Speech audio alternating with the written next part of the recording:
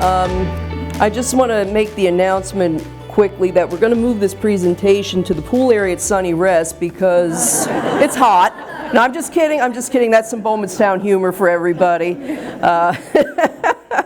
On behalf of the Palmerton Historical Society, Palmerton Library, and myself, I'd like to welcome everyone here to tonight's presentation on our very own Bowmanstown. I'd like to ask how many of you are Bowmanstown natives? Wow. No? Family there? Yeah, awesome, awesome. Great. So this sign here was something that was a fixture in Bowmanstown, and I promised my friend Allison D. Hart that I was going to ask a trivia question. Where was this sign hanging in Bowmanstown years ago? Which gas station? Lester Everett's. Lester Everett's, okay. Now, bonus question, where is that sign today?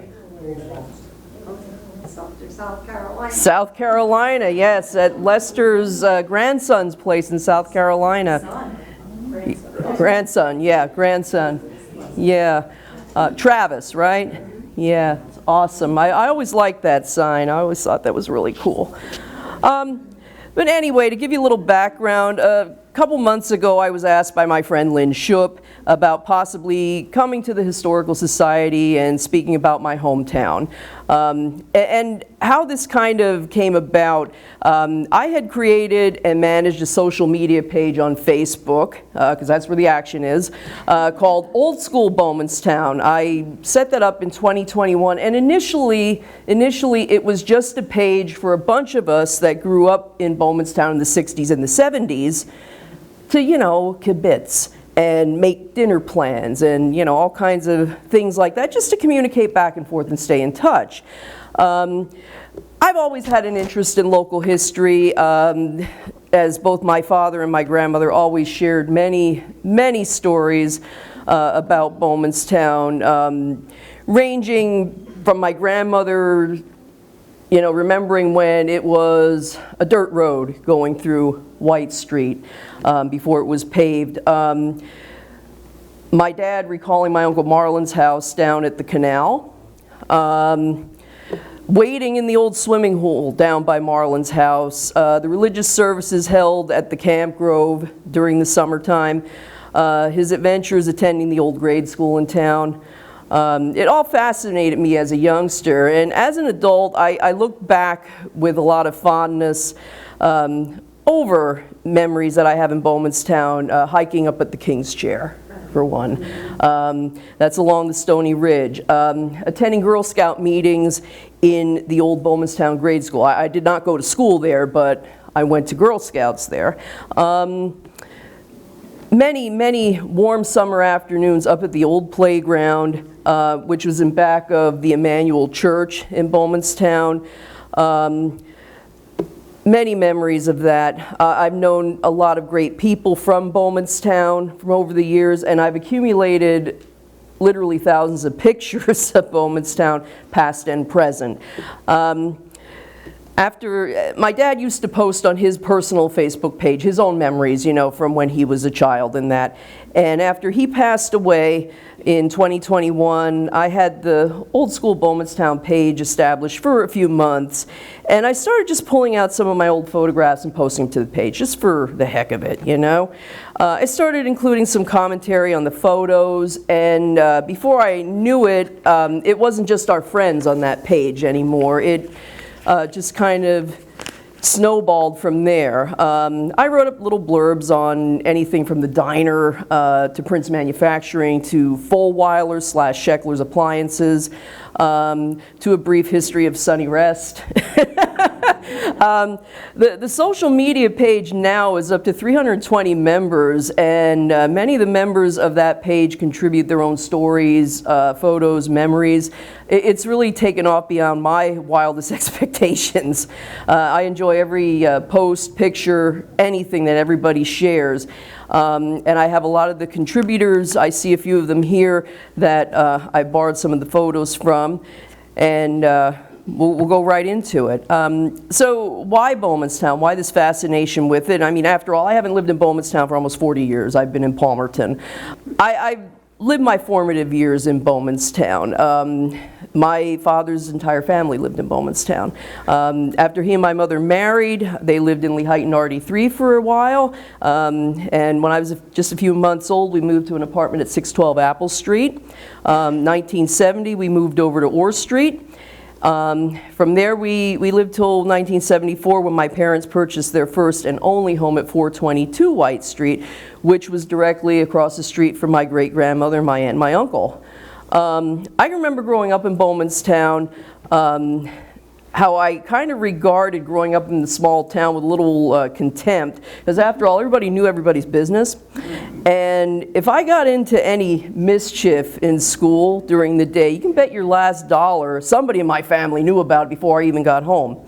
Not that I really got into a lot of trouble, but you know, I'm sure a lot of people can relate. Growing up in the small town has some disadvantages at some times, but as an adult, I now realize how fortunate indeed I was to have grown up where I did when I did. To me, Bowmanstown is home and always will be. Since I have thousands of pictures, and in the interest of time, because we can't be here till midnight, of course, I consolidated some of my material for this evening, and I'm just going to touch on some major points of interest, as well as some local businesses. If you're on Facebook, I invite you to join the Old School Bowmanstown page if you're interested in going in a little deeper. So, we'll get started. Most of you already know that Bowmanstown derives its name from John Dieter Bowman/Bowman, who settled there in 1796. It was known as Bowman Station in the early 1800s. John Dieter Bowman built a large stone house in 1808 that included a tavern right along the main road between Easton and Berwick.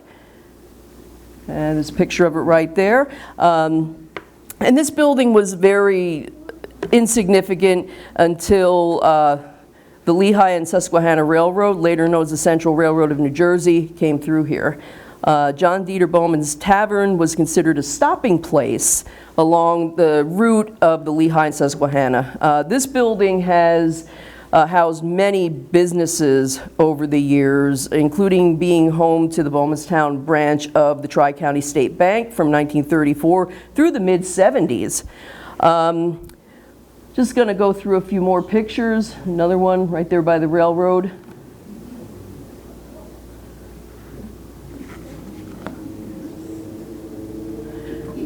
And this is when it was the Bowmanstown Bank, probably shortly after it was converted over to the Bowmanstown Bank. Another old one. The barn next door, of course, ended up being where Sander Motors was in. Is still there? This building is, and that one is as well, but it's actually, that is, I believe it's private residence or apartments now. And that actually houses walks. Yeah, they sell like Jeep parts and things like Mopar. Yeah. Yeah, and these are some pictures there. I can remember running up and down that ramp as a 6-year-old, probably falling on my face. That's what it looked like, that bottom corner picture there when I was a kid. And this is a recent picture of it now. Like I said, it's actually private residence.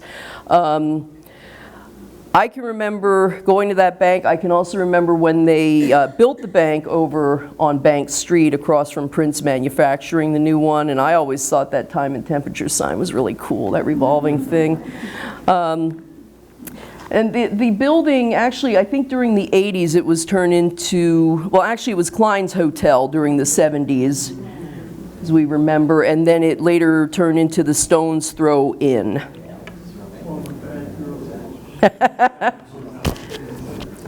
And here's the barn/garage building, which turned into Fulweiler's Electronics, and then I think most of us remember that as being Scheckler's Appliances. I bought my first washer and dryer from Bobby Scheckler. He was awesome to deal with. What a great guy. So around the mid-1850s, Henry Bowman, who was one of the 12 children of John Dieter and Margaret Newhart Bowman, uncovered paint ore along the Stony Ridge near Bowmanstown. He soon began the manufacturing of metallic brown paint in its dry state.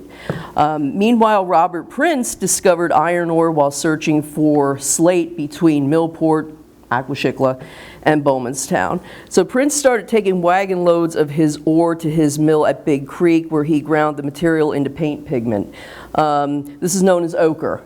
Okay, it's like reddish brown colored clay that's colorized by iron oxide. Okay, deposits of this material were located all along the Stony Ridge. Now, after Prince's death in 1878, his son Abraham and his brother David expanded and moved the business to Bowmanstown under the name of the A.C. Prince Manufacturing Company. This picture was probably, I'm going to say, like from the late 70s, simply because Route 248 is concrete there and not macadam. The paint mill, or more commonly known as Prince Manufacturing, opened in Bowmanstown in 1858. It's one of the oldest continuously operating industries in Carbon County. The material was roasted in huge furnaces, produced tons of pigment, which was used to color paint. Paint was most often used for like outdoor painting, like barns, railroad cars, as well as the boats that travel up and down the old canal. Prince Manufacturing baked millions of tons of iron oxide for decades. Here we go, some of the mills there. These are old photographs supplied by Carl Walk from Bowmanstown.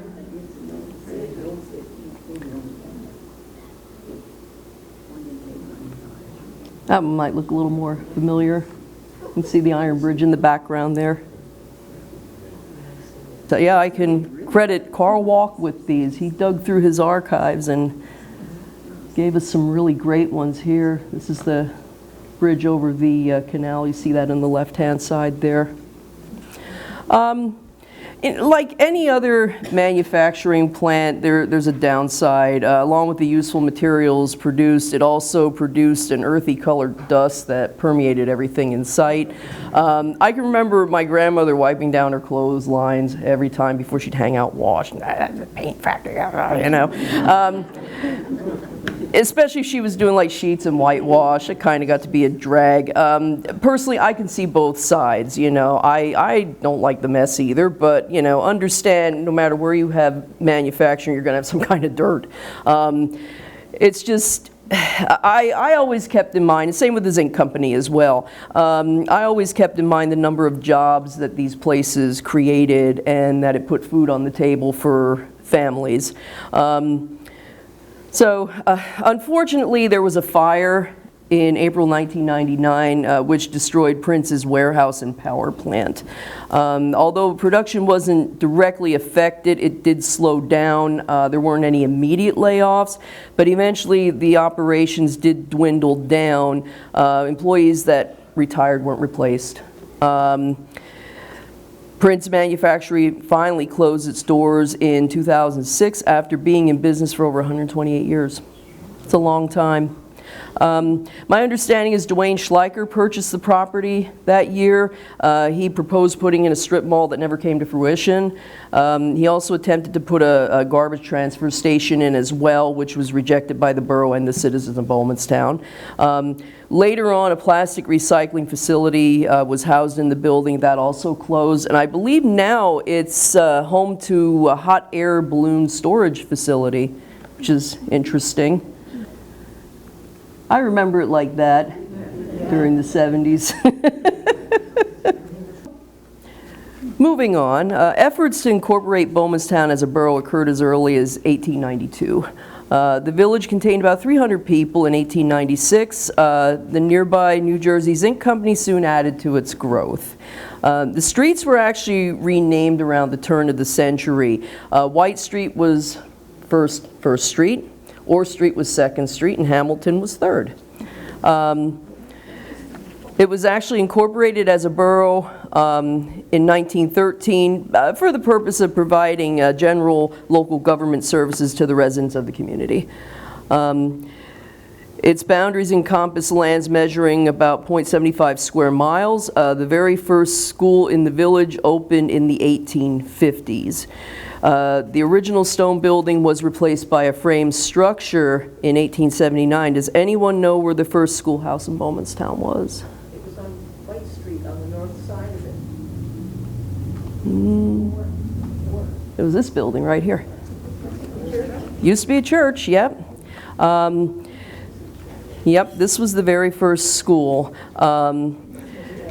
Yes, and it now houses the Carbon Model Railroad Society. That's their home now. And this building here is where a friend of mine lives. This actually used to be a Montessori school on Orr Street. And this photo here was also supplied by Allison DeHart. This is some of the students from 1918 to 1919. And the little guy in the corner, in the center with the white shirt, maybe some of you remember Donald Knoll, the postmaster. That was him when he was a little boy. Isn't it cute? Gosh. Yeah. Yep, that's in Allison's house. I don't know, this little girl doesn't look too happy to be at school. I don't know. Yeah, that's a really great picture. I love, that's one of my favorites. Thank you, Allison. I love that. So the Bowmanstown School that most of us remember, here it is, that was constructed in 1903 at the cost of $5,000. Can you imagine? $5,000. It was a large all-brick building. It's situated at the corners of Orr and Mill Streets. In the mid-1930s, the grounds around the school were evened out and topped with macadam. Retaining walls with fencing were set up all around the school. There it is with its retaining walls and things. Elmer Berger, who actually began his career there as a teacher, became the school principal. February 1948, an overheated stove in the basement started a terrible fire there, which destroyed much of the building's interior and furnishings. Arrangements were made to transport the students to the Delaware and Hazard School buildings in Palmerton for classes until the Bowmanstown building was repaired. Classes resumed in Bowmanstown the fall of the same year, and at that point there was already discussion about consolidating Palmerton, Tomensing, and Bowmanstown schools. But they continued to have classes there for the next 10 years. 1958, the Palmerton Area School District was established and combined several local schools in order to create a regional school, and that included Bowmanstown. Last class at Bowmanstown was in 1959. That fall, Bowmanstown students were assigned and transported to the elementary and high schools in Palmerton. 1964, the Borough of Bowmanstown acquired the old brick school building and has been using it for offices ever since. They also allowed the Girl Scouts, Cub Scouts, and other community organizations there. I kind of remember they had like a food pantry there, like during the 70s. One of the churches ran that, which is pretty nice. The borough has kept the building pretty much in the original condition. I personally had the privilege of touring that building a few years back because I went up and pestered the borough workers and they let me look through it. And it was cool. It was like going back in time. It was really, really neat. I also remember the addition of the Sally Haynes Memorial Playground, or Tot Lot, as they called it. That was in the mid-70s. Mrs. Haynes, her husband had a business and residence at 323 White Street. I believe he had a plumbing and heating business there, I believe, at one time. And she actually willed money to the borough to put in a new playground for the kids, because you know the playground up in the woods was pretty old and stuff. You see the original sliding board there and that was put in during the 70s. It was a nice welcome addition to the town because for one, it was right there in the center of town. You didn't have to go all the way up in the woods. And the old playground was pretty much nearing the end of its life. I have some pictures here of some of the classes. These are some of the teachers here. I remember Minnie Hall. She was from Bowmanstown. She actually went to the church that I went to, and I think the lady aside of her was Hattie Schuler, I believe. Yeah, Hattie Schuler, I think. I believe that's Elmer Berger in the middle. Oh my gosh. Yeah, I'm not sure of the other two ladies. This is a picture from the inside. This is an old timer. And here's some. My Aunt Ruth is actually on this photo, the little girl in the third row, first girl in with the little short dark hair. And this would have been probably when she was, I'm going to say like first grade or so. So that'd be like around 1928. This one was probably from like I'm going to say like maybe 46 or 47. And my father is actually on this one. He's the third boy in at the top row.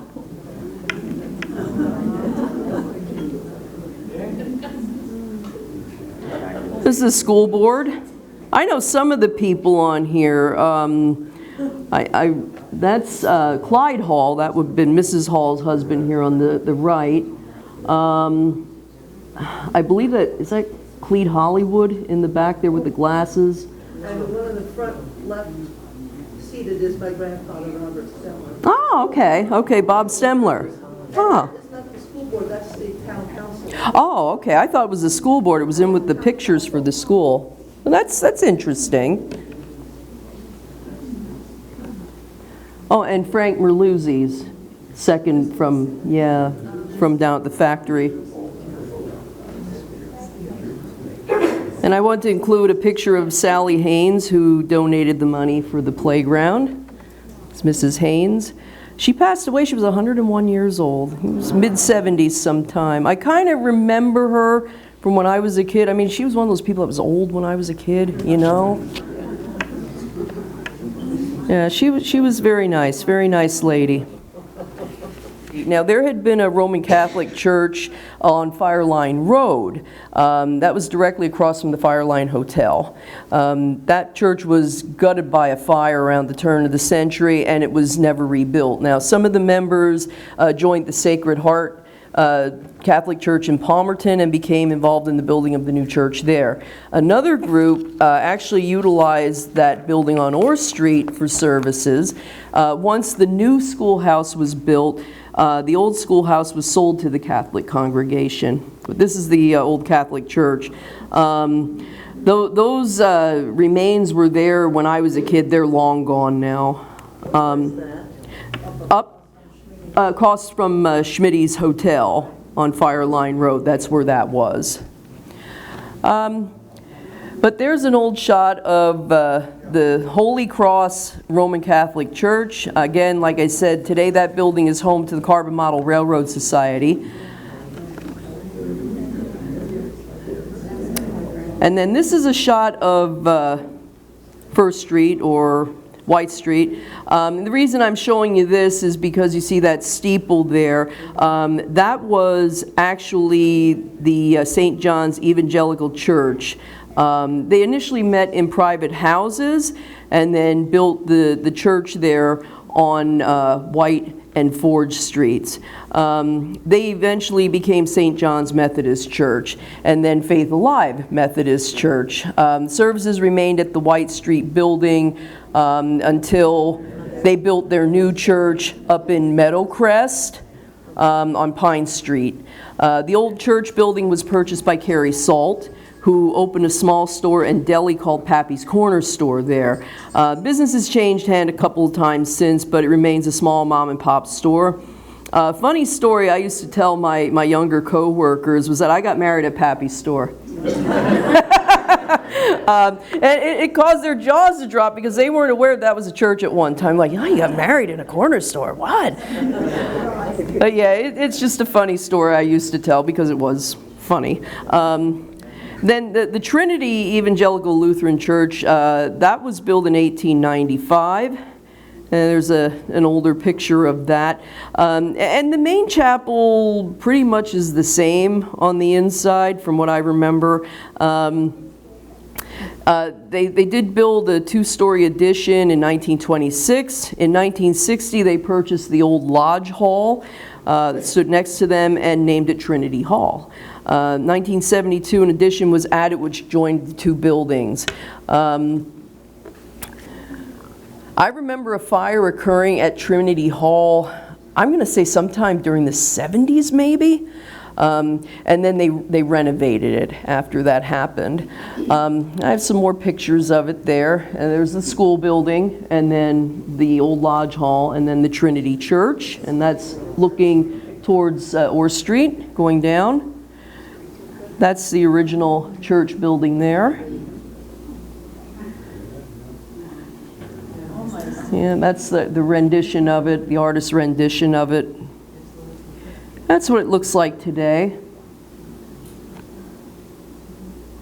And I wanted to bring your attention to this because I always thought this was really cool.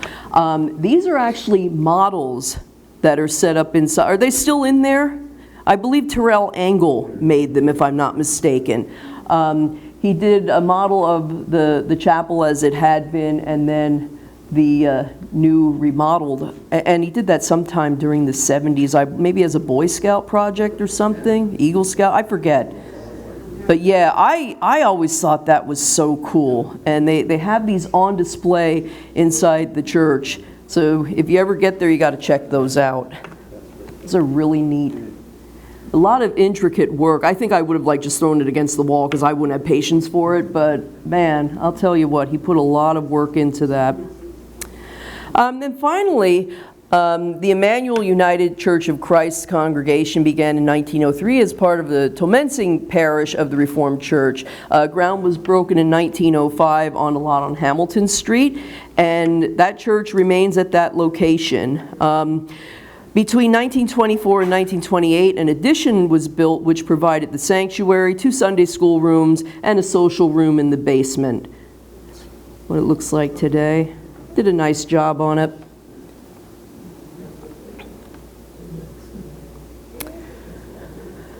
So next up, Bowmanstown Post Office. Bowmanstown Post Office was opened 1883 in a building along First Street, and right there we have Donald Knoll standing on the porch. Actually, it started off with Elmer Seitz as the postmaster, and then after him, his son John Seitz took over as postmaster. 2 rural routes emanating from this office were established in 1904. One ran through East Penn, the other one through Tomensing and parts of Lower Tomensing. Those routes were later assumed by Ashfield and Palmerton. The guy that I remember, of course, is Donald Knoll. Him and John Seitz actually ran the general store and the post office in this building. And Donald's parents, Ray and Dora, lived across the street at the corner of Mill and White Street. That's a picture of Donald and Pauline Knoll, as I remember them. Standing, this is right on the porch in front of their house. Their house was in back of the building there, and I'll tell you what, I don't think I've ever met nicer people than the Knolls. Honestly, they were great. I have nothing but good memories of them. Pauline was actually a nurse by trade. She spent many years helping Donald run that little store. I remember tagging along with my father to the post office, going for penny candy in the store. When I was in junior high, I had a Korean pen pal, and Donald was very helpful in assisting me to send her small packages at the holidays and that, get me the cheapest rate possible for international mail. There's so many people I can think of in Bowmanstown that were honest, caring folks, and there are a few that really stand out, and Donald and Pauline always stood out for me. I always have a soft spot for them. They did some renovation work. From Frank Arner, who was actually the son-in-law of Richard and Sally Haynes. This is what the building looks like today. And that's the post office now. It's moved down in back of White Street on Railroad Street. And the old post office is now a private residence. I believe members of Donald's family actually live in there. Now, another organization I was thinking about was the Bowmanstown Volunteer Fire Company. One of their longtime members, Richard Beers, passed away at the end of June. I always liked Richard. He was a nice guy. This is a great organization. They've had many fine citizens in its ranks over the years, and they've gone above and beyond helping Bowmanstown out. I can remember when I was a kid, during the summer months, they do the fire company picnics on the grounds. They last Friday and a Saturday, they included live music, bingo for the ladies, all kinds of food, gambling wheels, my dad loved those, fishing pond for the kids, a cakewalk, raffles, just everything. At Easter time, they always did an egg hunt for the kids, and they usually did that over in the camp meeting across the street. It's open to all the kids in town. At Christmas, they had Santa. And he'd patiently listen to your laundry list of stuff that you wanted and then give you a box of candy. That was fun. My Aunt Ruth and my Uncle Merritt were members there. I remember tagging along with my Aunt Ruth because she'd go to sign up. I don't know what she was signing up for, but I just tagged along because I would get soda. But yeah, she'd go up like every week, and I'd sit at the bar like a big shot with my soda, 8 years old. Just to give you a little background on the fire company now, the fire company that you see up there, that was built in the mid-1950s. The old fire company used to be at 139 White Street. 139 White Street is actually 422 White Street, where I grew up. The address changeover took place sometime in the early 60s. I don't know if it was due to 911 or how they did it. But I'm going to show you a picture. Take a look at this one. That little boy that's standing there is actually my Uncle Brian.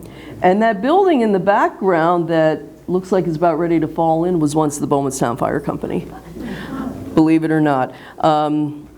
Main house still stands in front where the fire company was, and from 74 on, my family's resided in that house. This picture is from 1976 or so. It's a side view of the house. You can see in the corner there, beneath all that snow, the building that's in the back. My sister and the dog are out playing, so watch out for the icicles, Diana. But yeah, that's the house where I was brought up with. This is a picture, probably I'm going to say early 70s or so, with the main house and the piece on the side of it, and it was in pretty rough shape there. My parents put new windows in and that. Some of you might remember that part of the house as the Freakin' Fun House. This is what it looks like today. We actually had a haunted attraction in there for about 10 years.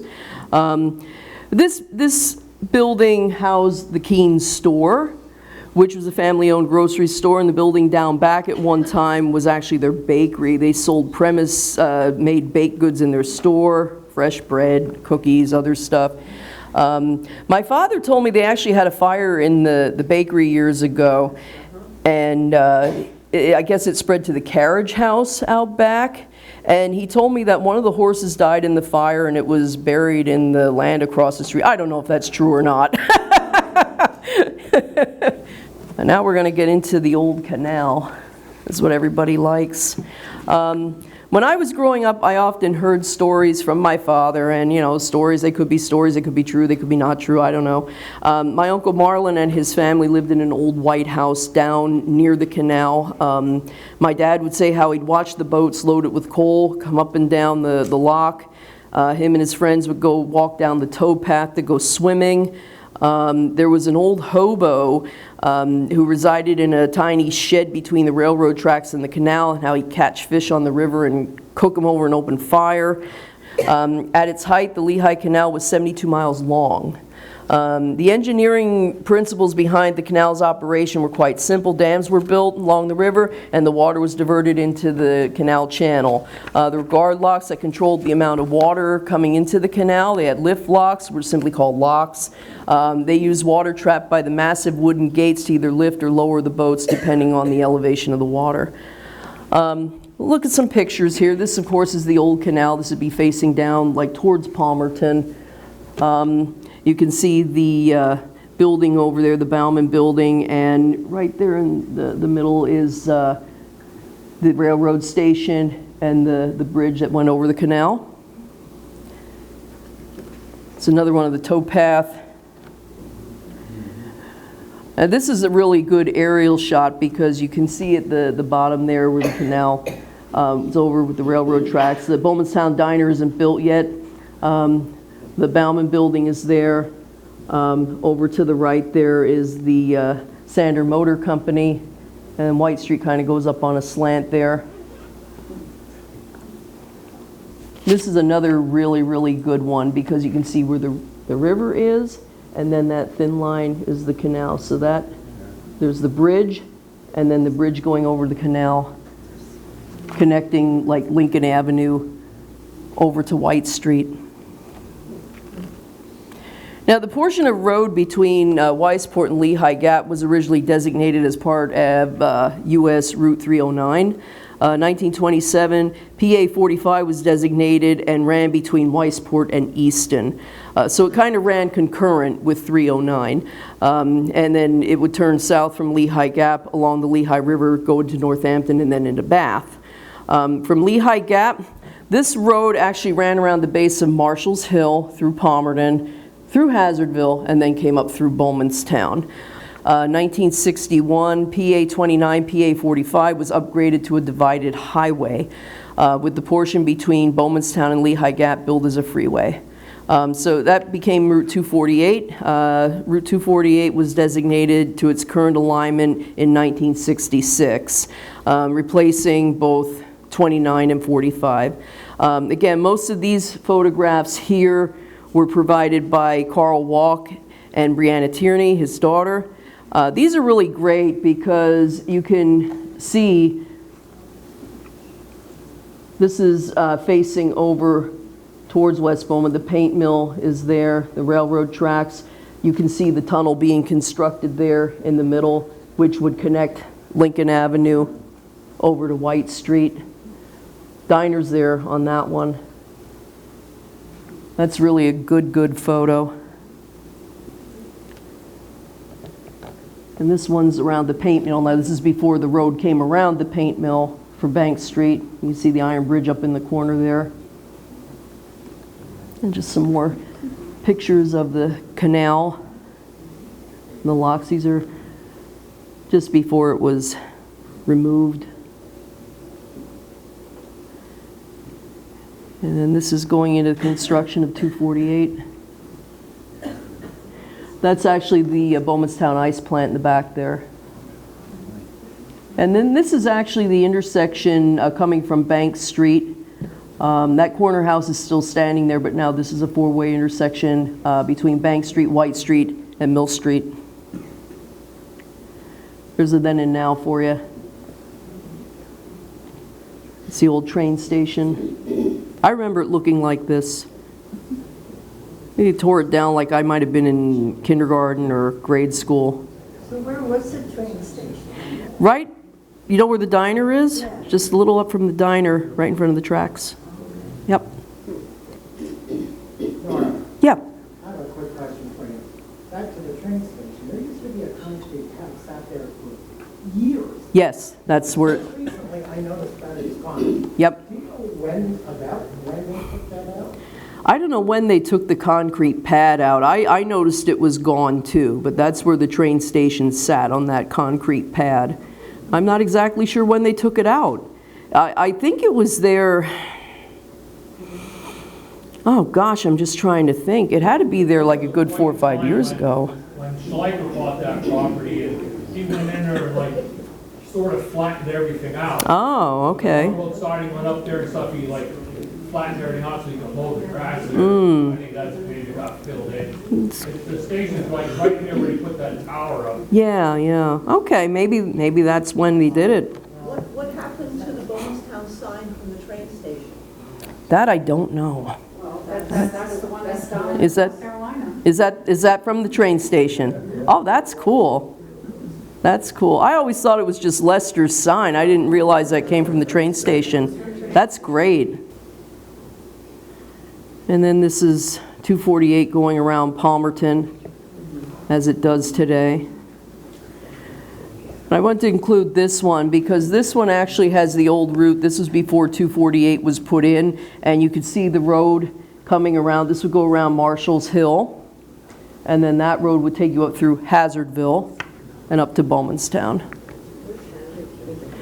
Hazard Road, yeah. Yeah, the west end. And then here's an aerial view of 248. Back when it was concrete. That building in the middle is the ice plant, and then Prince Manufacturing across the street from it. And leave it up to my family to go nosying on newly constructed 248 and take pictures. My aunt took these shortly after it was constructed. There they are. Even took the dog along.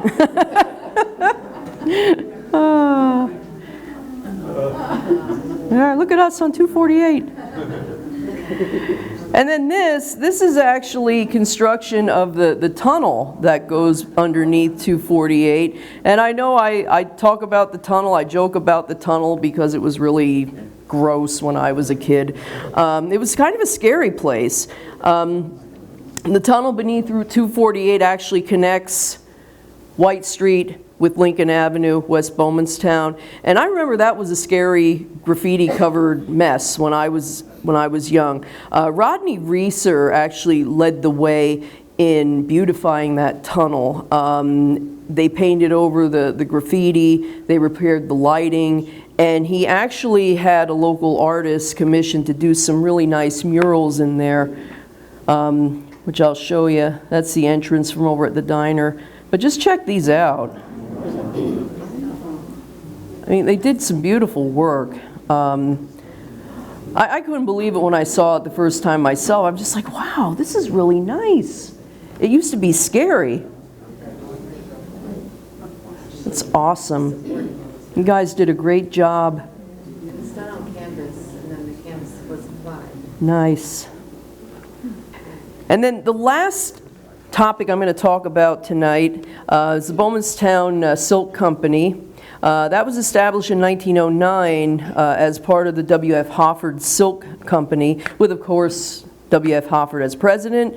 The building's located at 650 White Street. Mr. Hofford was so successful in his business that he had factories all over the place: Allentown, Hazleton, Lehighton, Weisport. And for 28 years, the silk products produced by Hofford Mills were shipped all over the United States, as well as overseas. At its height, the company employed well over 1,000 people. 1940, William Hofford died of a brain hemorrhage, unfortunately, while he was working at Weisport. And the operations in Lehighton, Weisport, and Bowmanstown were idle for a few months. February 1941, the Weisport plant reopened full-time, but the mills in Lehighton and Bowmanstown were liquidated, and most of the employees were transferred to the Weisport facility to continue operations there. Lloyd Smith of the Bowmanstown Mill was named superintendent of that building, and Lehighton. They went up for sale, and the Bowmanstown building sat for a little bit until Peter Merluzzi, who owned and operated the Helmer Manufacturer Company in Lehighton, purchased the property. My grandmother, my aunts, and even my dad was employed there at one time or another. My Aunt Ruth worked at the mill from the time she graduated high school in 1944 until she retired in 1986. It's a long time. Over 40 years of dedicated service, and they always treated her well. She always spoke well of them.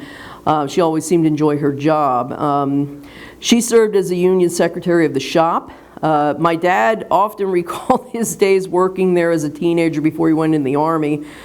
He would chuckle over Frank firing him numerous times, only to call him back the next day and tell him just get into work. I'm not exactly certain as to when, but it wasn't after my aunt wasn't long after my aunt retired that the Bill ceased operations and the building was sold. There's been a couple different businesses in there. I believe Conic was one of them, which was a communications company, I think. And Hawes Wood Shop, I believe, was in there. And it looks like somebody's living in Frank and Lucy's old apartment, and I just kind of felt sad for the old building because I remember it in its glory. I think it's safe to say that a lot of us had family working there.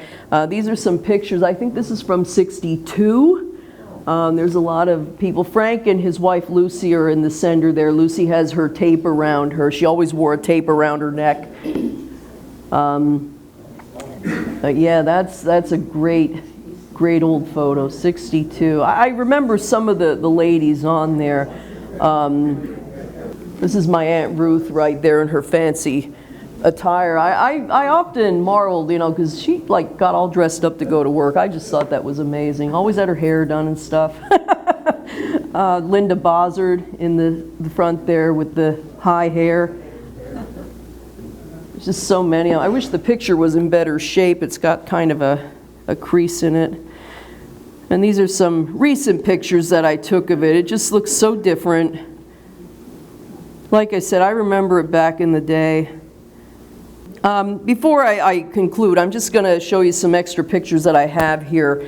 Bowmanstown was always kind of big on patriotism and parades. So this is probably early 1910s, 1920s parades. This is right along White Street. Yeah. I'm not sure. I don't know.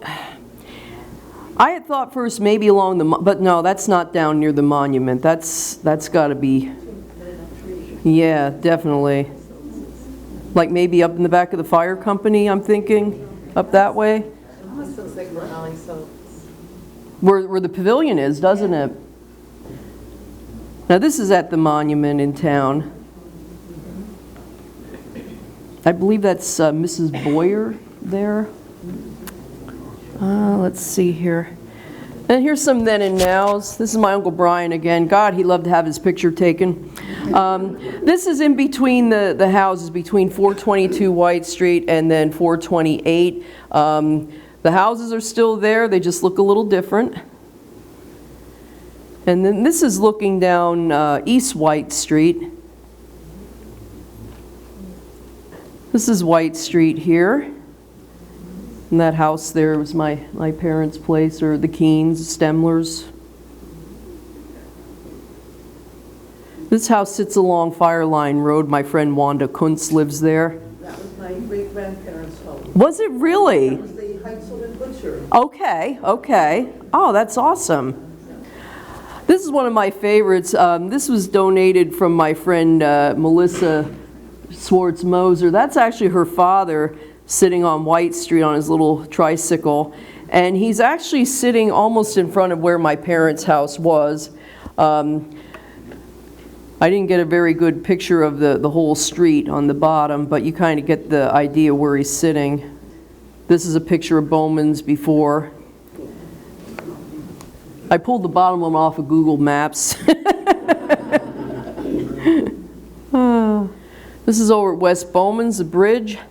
And of course, it's not there anymore. I can remember going down across that iron bridge, and it made the darndest noise as you went across it. And then at the very end, you went kaboom and down. Yeah, it was really neat. I kind of miss that. This is actually a picture with the monument and the Penn Bowman, what used to be the Penn Bowman store, would have been on the right-hand side. That's now an apartment building and then a private residence on the left. This house actually sits at the end of East White Street. It was in pretty rough shape. I think Leschers used to live there when I was a kid. And it just kind of sat there and sat there. And now it looks like somebody's actually fixing it up. They're working on it. And that building housed the Blue Swan. My Grammy worked there when she was a teenager and later became the jukebox. I think Norman Engel actually operated that. It's now a private residence. That used to be a food market on Ford Street. I don't remember it as being a food market. I think they had some kind of like tires or some kind of shop in there when I was a kid. Was that Walks General Store? I believe so, yes. I believe that's what it was called. I don't remember it as Walks, but I remember the building. And the diner, Bowmanstown Diner. When was the diner established? I believe it was sometime 30s, I'm going to say. I think it was around 1950. Oh, was it? Was it later than that? Been down there about that. Oh, okay, okay. It was around 1950. This house here sits in the triangle there. That actually used to be Mark Sanders, Mark the barber. Used to give you good lollipops. I'd tag along just for the lollipops when my dad got a haircut. That's. This is the ice plant. Now, I didn't get into too much with the ice plant because that's like a whole other story, but that's interesting. This house, I believe Butch and Louise's son lives there now. Is that right, or no? I thought they did for some reason. Terry Engel, okay. Well, that's when it was being built. This place here is on Fireline Road. It used to house a bar in the basement that my family owned. That lady up there is Florence, who was like a second cousin twice removed to me. She could hold her liquor better than any man that I've ever met, and she didn't take any nonsense either. She was tiny, but she was mighty. And this is Lester Everett's. Lester and Marilyn Everett's place. Lester got me involved with those vanilla twin pops. Man, were they good. You can't find them anymore, and if you do find them, they don't taste as good. You couldn't find kinder people than Lester and Marilyn too. That's right. Were they nice people, but they were good mentors. Yes, they were. All the way around. They were awesome people. Awesome. I remember when the Lehigh Tunnel had one way. Now it's got two, thank goodness, because that drives me nuts going in there. That building is on Orr Street, the O of IA, Organization of Independent, yeah. Richard Haynes had a plumbing and heating business in there, and then later on they sold Firestone tires. And that building actually housed the Bowmanstown Market, which I have fond memories of because I worked there as a teen. You want to talk about a stress-free job that paid minimum wage? The King's Chair. King's Chair, yeah. Hiked up there many times when I was a kid. Where is that? That's up along the Stony Ridge. We used to go up in back of the fire company to get there. But it collapsed. Yes, yes, yes. You know, you do this stuff when you're a kid and you don't think anything of it. You know, you just go up there hiking with a bunch of us and not tell anybody where you went. You know, you could have fallen off or something. And this is my works cited where I got a lot of my information from.